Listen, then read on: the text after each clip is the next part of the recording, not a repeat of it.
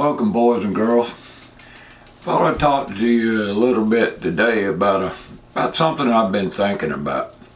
See if you can follow along, see if it makes any sense to you. Back in the day, long ago, and if you want, we can go back to the beginning of America and see what happened. There was a group of people that got together and they decided that, it might be a good idea to have government to make some rules and all that kind of stuff for everybody to live by. Because, there are crazy people out there and all. And so one guy came up with this idea, and he talks to a bunch of other people, and they decide they're going to form what they call a government. And so what they decided, they'd scribble down on a piece of paper all these things that government would do. And then they said, well, let's put some chains on it, because if we don't put the chains on it, this thing might get out of control. There was a fellow there named George Washington, if I recall. It's something to the effect is government is like a fire. If you tend it well and all, it can give you warmth, but if you let it out of control, it'll burn you. Something like that. So they created a fictional, imaginary being to rule over them. An immortal soul, if you will. Another God. See, a lot of these boys were deists.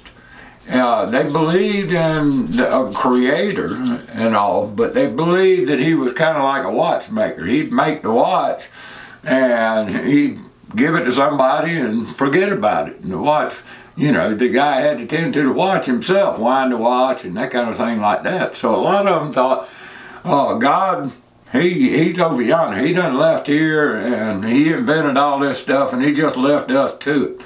So we have to make our own rules. We have to be our own God. And so that leads you for the greater good, to create this here government. And then from there, government is control. Government actually means mind control. So they create this mind control, and they create the Federal Reserve. This is not the first central bank, but this central bank since 1913 has controlled all the money. And they want to do a central bank digital currency so that they can track down to the minute details. So you won't be able to use cash anymore. You can't buy a bubble gum. You can't buy. How are you gonna spend any money on illicit drugs if they track everything?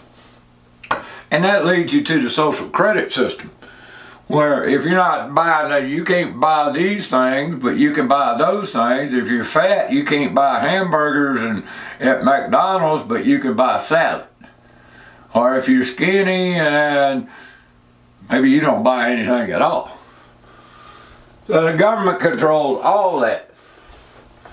Then you have the administrative state. Now this is where the alphabet agencies come from. The FDA and the CIA and the EPA and the housing and they control everything. So through administrative agencies and administrative state, they control the judicial system, what judges you. They control the legislative, what rules can be made, and they can make the legal illegal and the illegal legal. You've seen that over and over. And whoever runs that system is above the law. We've seen that over and over again. These war criminals like George Bush and Obama and Trump and Biden and all them killing brown people all over the world. They're war criminals, and yet they're never held accountable. Lying to Congress, all this, the Secretary of State, the Chief of the Staff, the Chief of the Armed Forces and all of them lying about Ukraine and all this. Will they be held accountable? Of course not. Taxes, they're able to steal whatever they want from you. enforcement. That's how they get the taxes, because you're afraid of them. So they force you into this system, and yet you let them teach you young, and you're young pledge allegiance. Hell, do you pledge allegiance to it? You pledge allegiance to be controlled by all this. It's all about people control and leading you to the social credit system, where you have to justify your rank in society. And depending on your obedience to the government, you will be allowed to rise in society, or you will be thrown away. So then the government comes in, and you got to have global government. If you're going to have a new world order, you got to have global government. So they create the UN, the U.S. government, the French government, all the other governments. And from there, what do? They go to control the money with the IMF and Bank of International Settlements and the European Central Bank and all the central banks of the world. They're in collusion with each other. They create an administrative state, just like the original government created. Alphabet agencies like the WHO and Greenpeace and all these climate control and all kinds of control. All the vaccines and everything, all controlled by the UN. They have a judicial system, they have a legislative system, and now they're looking for taxes. They want to, all the nations have to put in some money, and the U.S. puts in more money than anybody else. Why? Because we got the printing machine.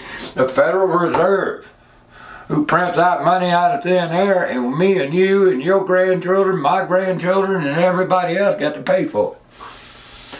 So you got control of the people, leading you to the social credit system. And of course, the New World Order is the same old world order. It's called feudalism, it's called tyranny, and it's called slavery, my friends. And that's where we're headed. So is this off base? Did we create an immortal soul to rule over us because God is dead, God is not here, God is not listening? Is that what we've done? Just something I've been thinking about. Maybe you guys thought about this too. Leave your comments below, hit the like, subscribe, and all that. Till next time, peace.